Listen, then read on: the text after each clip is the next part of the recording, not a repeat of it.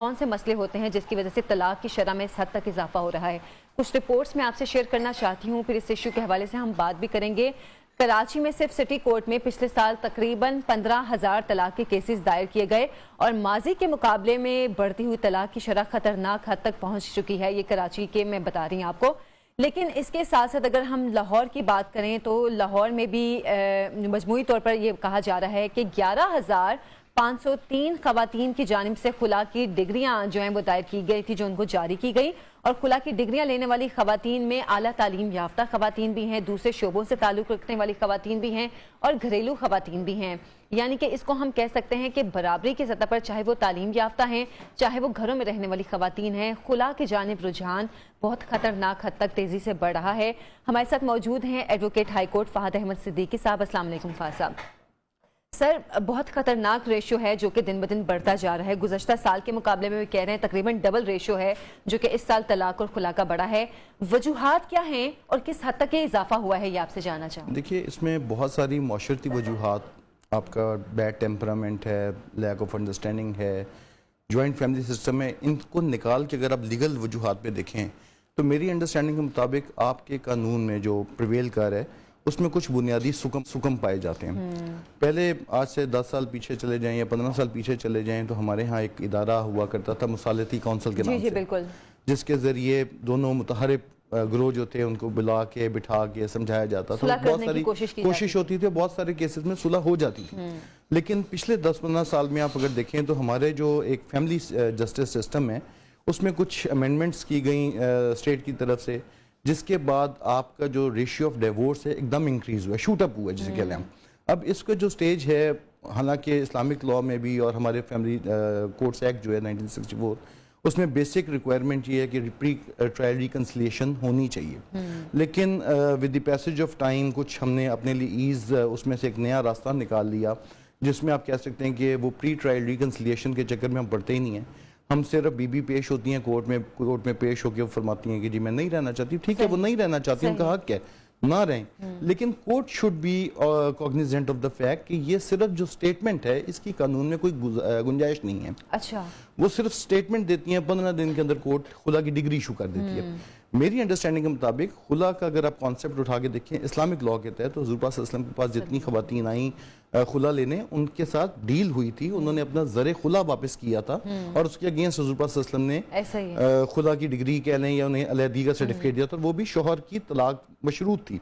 अभी हमारे यहाँ ऐसा नहीं है, हमारे यहाँ सिंपल बीबी कोर्ट में पेश होती हैं, फरमाती हैं और जाली और बिल्कुल फेक इल्ज़ामात लगाए जाते हैं मल्टीपल केसेस में, यानी आप कह लें मेजॉरिटी ऑफ केसेस में। और बदकिस्मती ये है कि शोहर को मौका ही नहीं दिया जाता कि उन इल्ज़ामात को वो कंटेस्ट कर सके, कंट्रोवर्ट कर सके।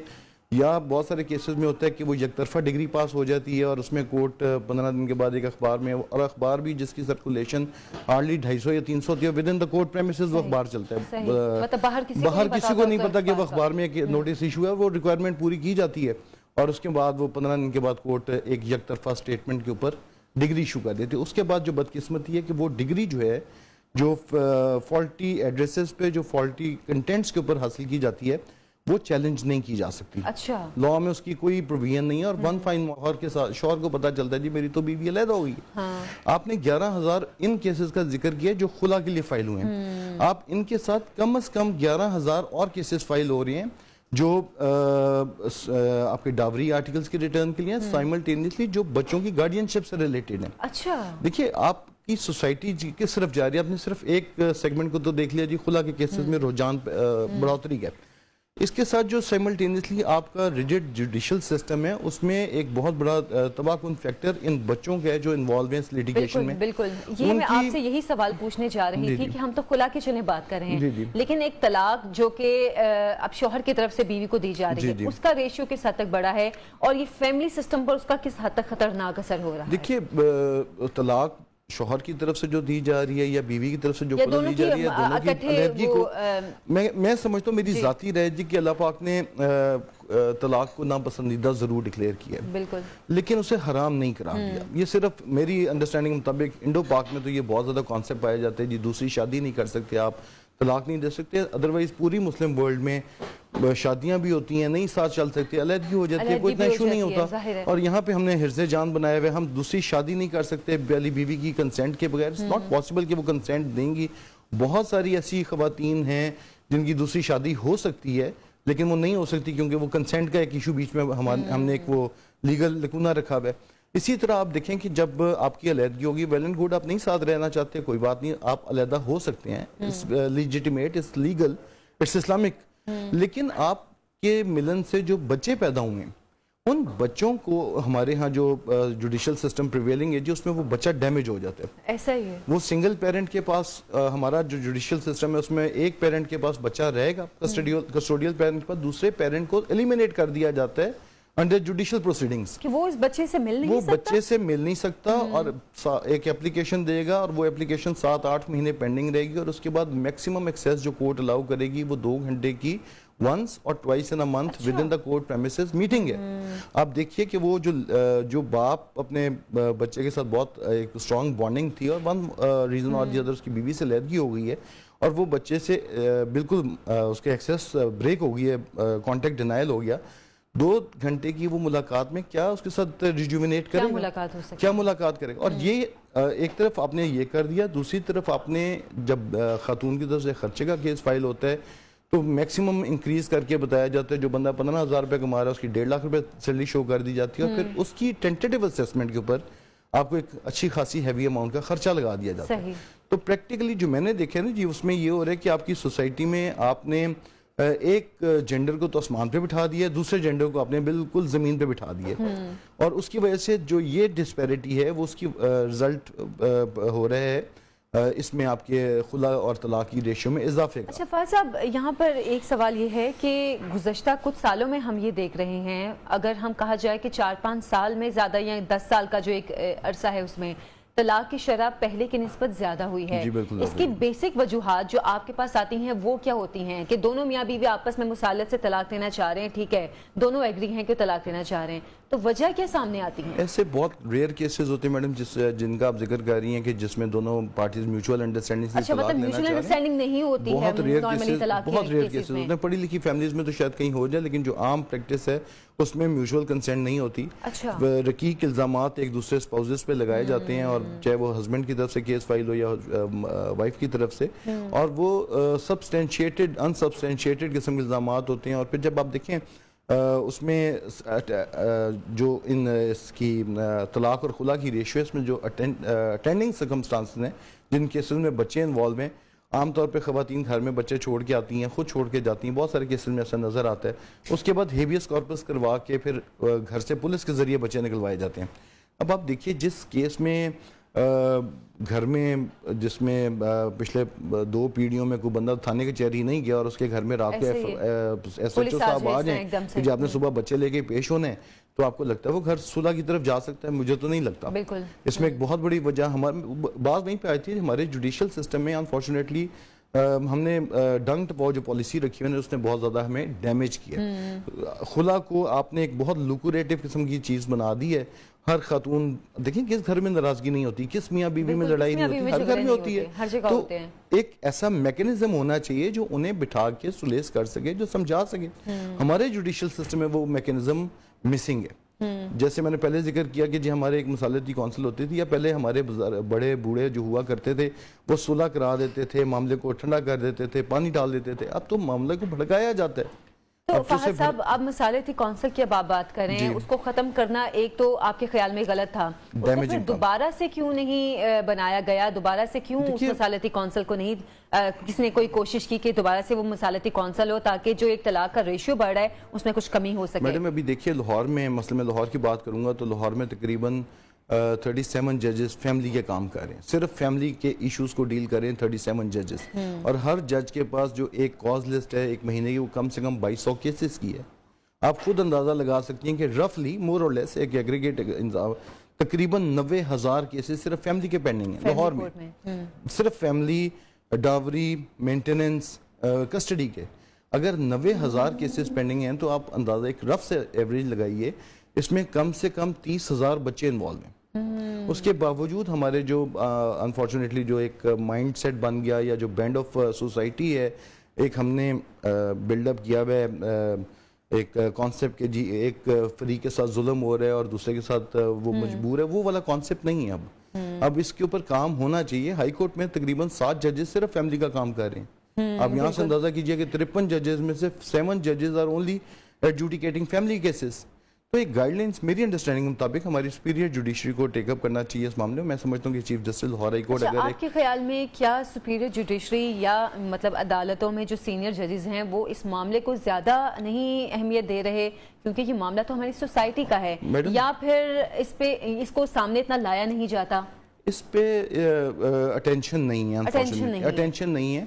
इस मामले को केसेस कंसिडर ही नहीं किया जाता अनफॉर्चुनेटली, जबकि मैं समझता हूँ कि ये बेसिक असास है। और इसमें एक दूसरी जो वजह मैं समझता हूँ कि आपकी जो जुडिशल अकेडमीज हैं पाकिस्तान में वो एजुकेट नहीं करती फैमिली कोर्ट के जजेस के अपॉइंटमेंट से पहले उन्हें वो डायनामिक्स, उन्हें वो therapeutic nature of family jurisdiction बताई ही नहीं जाती। एक जज साहब 6 महीने पहले मैजिस्ट्रेट थे, वन फाइन मॉर्निंग वो ट्रांसफर होते हैं, वो ट्रांसफर होकर आपके फैमिली जज के तौर पे काम करना शुरू होते हैं। ही डज नॉट नो, उन्हें पता ही नहीं है कि इस लिटिगेशन की डायनामिक्स क्या हैं। बिल्कुल। अगर मैं समझता हूँ कि अगर एक guideline honourable Lahore high court issue करे या honourable chief justice Pakistan issue करें कि जी आपने एक दोनों फ्री कैन को पहले बिठा के समझाना है, तो बहुत सारे मामलात मेरा ख्याल है रिजॉल्व हो सकते हैं।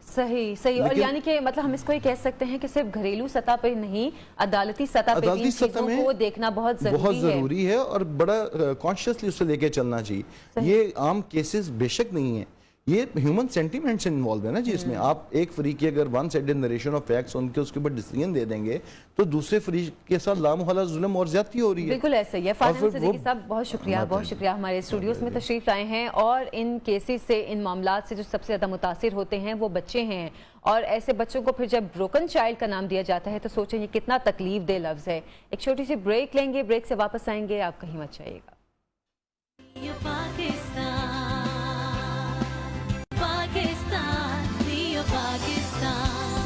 Welcome back. प्रोग्राम में फिर से आपको खुशामदीद कहते हैं और अभी हम किचन में मौजूद हैं, रूह अफ़ज़ा के किचन में, और आज हम बनाएंगे चाइनीज़। इतनी खुशबू आ रही थी प्रोग्राम के बीच में अनम, इतनी खुशबू आ रही थी कि मैं दिल चाह रहा था मैं उड़ के आ जाऊँ यहाँ तक। उड़ के ही फिर मैंने कहा नहीं थोड़ी देर ठहरे आयशा प्लीज उड़ के मत आइएगा, चल के ही आ जाइए। तो बस क्या किसी भी तो आज हम रूह अफ़ज़ा के किचन में बनाने जा रहे हैं, हम ड्रैगन चिकन बना रहे हैं। अच्छा। साथ में हम गार्लिक फ्राइड राइस बना रहे हैं। तो जो राइस है वो दम पे लगे हुए हैं और यहाँ पे आप देख रही होंगी कि सॉस कुक हो रही है। ये बेसिकली जो है ड्रैगन चिकन के लिए सॉस मैंने रेडी की है। सिंपल 2 से 3 टेबलस्पून ऑयल था, उसके अंदर मैंने 1 टेबलस्पून गार्लिक को सौते करने के बाद मतलब उसको स्लाइट गोल्डन कर लिया। गोल्डन करने के बाद उसमें मैंने सोया सॉस ऐड की, वॉस्टर सॉस ऐड की मैंने उसके अंदर, और उसके अंदर मैंने ऐड किए सेसमी सीड्स और रेड चिली क्रश वाली जो होती है वो ऐड की, और थोड़ी सी ब्लैक पेपर। लोग इसमें सेसमी ऑयल भी डालते हैं, वो हाँ, क्या आप डालना होते हैं या किसी भी बेसिकली वो सेसमी, जब आप सेसमी चिकन बनाते हो तो उसमें और डलता है सेसमी ऑयल, क्योंकि सेसमी ऑयल का जो फ्लेवर होता है वो बहुत स्ट्रॉन्ग होता है। अच्छा। तो आप उसको हर खाने के अंदर मतलब हर चाइनीज के अंदर ऐड नहीं कर सकते। तो इसके बाद ये थोड़ा सा ड्रैगन चिकन है, स्लाइट सा स्पाइसी। आपने सेचुआन जो हमारा जो कुजीन है चाइनीज के अंदर, ये वो कुजीन है, तो स्लाइट थोड़ा स्वीट एंड स्पाइसी इसका फ्लेवर होता है। अच्छा, जो चाइनीज में सिचुआन कुजीन है वो स्वीट एंड स्पाइसी होते हैं? जी, स्वीट। मैंने कभी इन चीजों पे ध्यान नहीं दिया। बेसिकली सिचुआन कुजीन जो होती है वो थोड़ी स्पाइसी होती है। अच्छा। वरना जो हमारा ओरिजिनल चाइनीज है वो थोड़ा माइल्ड तरफ होता है, लेकिन जो सिचुआन है वो स्पाइसी साइड पर होता है ज़्यादा, तो इसलिए ड्रैगन चिकन जो है वो सेचुआन की साइड पर आता है। तो सिंपल उसके बाद मैंने इसके अंदर हमदर्द की जो हनी है तकरीबन 1 से 1.5 टेबलस्पून वो ऐड की है इसके अंदर। अच्छा, अब ये चिकन है, इसको सिंपल मैंने सॉल्ट, कॉर्नफ्लावर और 1 अंडा लगा के मैरिनेट कर दिया था। मैरिनेट करने के बाद इसको मैंने शैलो फ्राई कर लिया, और अब मैं इसको सॉस में डालकर तो जरा थोड़ी फ्लेम तेज करेंगे और इसको थोड़ा देर सॉस में सिर्फ ड्रिजल करेंगे 1 से 2 मिनट, और उसके बाद जो है हम इसको डिश आउट करेंगे। तो डिश आउट जब इसको हम करेंगे तो अच्छा, जो चिकन है उसको बहुत ज्यादा सॉफ्ट नहीं करना। बिल्कुल, ये 100% कुक्ड है चिकन, ठीक है। लेकिन कोटिंग को आपने ज्यादा ब्राउन फॉर्म में नहीं करना, आपने उसको स्लाइट लाइट गोल्डन के अंदर रखना है, क्योंकि अगर आप ज्यादा चिकन को फ्राई कर देंगे तो वो फिर बहुत ज्यादा जो है डार्क कलर का आपका जो है वो लगेगा चाइनीज। ठीक है, साथ ही राइस ये खोल ले, बिल्कुल खोल ले, हाँ खोल ले। जबरदस्त। लाए मुझे दे। इसकी लुक ही इतनी मजे की है। ये गार्लिक राइस है जी, ये गार्लिक राइस है। इसके ऊपर जो है थोड़े से हम पहले ग्रीन अनियन स्प्रिंकल करेंगे और बाकी जो है हम ऊपर से इसकी गार्निश करेंगे। अच्छा, जो ग्रीन अनियन है वो एंड में डालते हैं? हाँ, और ग्रीन अनियन का सिर्फ ग्रीन पार्ट हमने डालना है, दैट्स इट। ठीक है जी, ये देखिए जी, राइस हमारे रेडी हो गए हैं और यहाँ पे जो है हमारी चिकन भी ऑलमोस्ट रेडी है, तो मैं इसको सर्व कर देती हूँ डिश में। अच्छा, ये राइस में आपने क्या क्या डाला है? राइस के अंदर मैंने बटर लिया है तकरीबन 1 कप के करीब। उसके अंदर मैंने 2 से 3 टेबलस्पून जो है ऑयल ऐड किया है। ऑयल ऐड करने के बाद मैंने इसके अंदर गार्लिक को सौते किया है। तकरीबन 2 नॉर्मल साइज के हमारे पास गार्लिक थे, उनको मैंने अच्छी तरीके से जो है वो चॉप कर लिया था। चॉप करने के बाद जब वो बटर और ऑयल गर्म हो गया तो उसके अंदर मैंने उसको अच्छी तरीके से सौते किया, इतना किया कि वो स्लाइट गोल्डन हो गया। सही। अच्छा, गोल्डन इतना करना है कि नॉर्मल वाला गोल्डन रखें कि ज्यादा गोल्डन होगा तो चावल बहुत ज्यादा ब्राउन हो जाएंगे आपके। अच्छा, उसके बाद मैंने अच्छा, ये बड़ी वैसे अच्छी टिप है, क्योंकि मैं अक्सर राइस बनाती हूँ तो जब उसको ज्यादा ब्राउन कर लेती हूँ तो चावल का कलर चेंज हो जाता है। हाँ, तो जब आप ज्यादा उसको करेंगी तो चावल का कलर चेंज हो जाएगा और उससे क्या होगा कि वो बिल्कुल ऐसा लगेगा जैसे आपने तड़के वाले चावल बना लिए। ठीक है जी। उसके बाद मैंने इसमें 1 केजी करीब राइस ऐड किए थे, ब्लैक पेपर ऐड की है, चिकन पाउडर ऐड किया है और मैंने साथ में इसके अंदर ऐड किया था। अच्छा, चिकन पाउडर के अलावा क्या चिकन क्यूब भी डाल सकते हैं? नहीं, चिकन क्यूब नहीं डाल सकते। चिकन क्यूब बेसिकली सिर्फ स्टॉक के लिए होती है। पाउडर का फ्लेवर और दोनों चिकन का फ्लेवर जो है वो डिफरेंट, बिल्कुल डिफरेंट होता है। हाँ जी, सही। यानी कि राइस में चिकन पाउडर ऐड किया है, चिकन क्यूब नहीं ऐड कर सकते, क्योंकि मैं अक्सर चिकन क्यूब ऐड करती हूं। हाँ, चिकन क्यूब से ना देखिए एक चीज आयशा, हर चीज का अलग जायका होता है। हर चीज चिकन में भी हर चीज का डिफरेंट टेस्ट है। अगर कंपनी ने अलग अलग सी चीजें बनाई हैं, दैट मीन्स उनका जो है वो टेक्सचर बिल्कुल डिफरेंट होगा। अच्छा, राइस डालकर फिर मैंने जो अनियन का जो सिर्फ ग्रीन पार्ट था वो भी साथ में डालकर उसको अच्छी तरीके से फ्राई कर लिया। सेसमी स्प्रिंकल कर दी जी, ऊपर से मैंने इसके ऊपर सेसमी स्प्रिंकल कर दी। तो ये जो है दोबारा से गीस की रेसिपी अनम फिर बताएं, क्योंकि मैंने बीच में आपको टोक भी दिया था तो वो थोड़ी सी ब्रेक हो गई थी रेसिपी बताते हुए। तो ड्रैगन चिकन की सिंपल रेसिपी है। तकरीबन 1 केजी चिकन था, बोनलेस, उसको हमने क्यूब्स में करवा लिया था। नमक, कॉर्नफ्लावर और अंडे के साथ उसकी जो है मैरिनेशन करके उसको डीप फ्राई कर लिया। उसके बाद 1 से 2 टेबलस्पून ऑयल लिया, उसके अंदर गार्लिक को सौते किया। सौते करने के बाद सोया सॉस ऐड की, उसमें वॉस्टर सॉस ऐड की, थोड़ी सी शुगर ऐड नहीं, शुगर नहीं ऐड की मैंने, हमदर्द की हनी ऐड की थी। अच्छा, अगर आपके पास हनी ऐड करें, अगर आपके पास हनी अवेलेबल नहीं है तो उस पॉइंट पे आप उसके अंदर शुगर ऐड कर सकते हैं। ब्लैक पेपर ऐड की, रेड चिली क्रश ऐड की और साथ में सेसमी सीड्स ऐड करने के बाद चिली गार्लिक सॉस ऐड की। अच्छी तरीके से सॉस को कुक किया, उसमें चिकन स्टॉक ऐड की। स्टॉक ऐड करने के बाद उसको कुक करने के बाद मैंने उसमें थोड़ा सा कॉर्नफ्लावर ऐड किया, तकरीबन 2 टेबलस्पून के लिए, ताकि सॉस जो है हमारी थिक हो जाए। उसके बाद जो फ्राइड चिकन था वो सॉस में डाला, 1 से 2 मिनट उसको स्टर किया तो ड्रैगन चिकन रेडी हो गया। जबरदस्त ड्रैगन चिकन आप देख भी रहे होंगे, इसकी लुक बहुत जबरदस्त सी है। और आज अनम ने आखिर डिसाइड किया कि हमें चाइनीज खिला। बिल्कुल, चाइनीज खिला दे। मैंने कहा बस आयशा का बहुत गिला है कि जब भी मैं आती हूँ आप ड्रिंक्स क्यों बनाती हैं, इस ड्रिंक्स के पीछे क्या राज है? मैंने कहा आपके साथ कनेक्शन है ड्रिंक्स और अच्छा अनम, एक चीज वो मैं आपसे पूछना चाह रही थी कि आपने कहा इसमें चिकन स्टॉक ऐड किया जी। अब जो क्यूब की बात मैं आपसे पूछ रही थी राइस के मामले में, क्या वो इसमें ऐड कर सकते हैं क्यूब? इसमें चिकन में नहीं, चिकन में क्यूब नहीं ऐड कर सकते। अगर आप अपने गार्लिक राइस में थोड़ा सा चिकन का फ्लेवर देना चाहते हैं तो आप उसके अंदर जो है जो चिकन पाउडर जहाँ पे मैंने ऐड किया वहां पे आप चिकन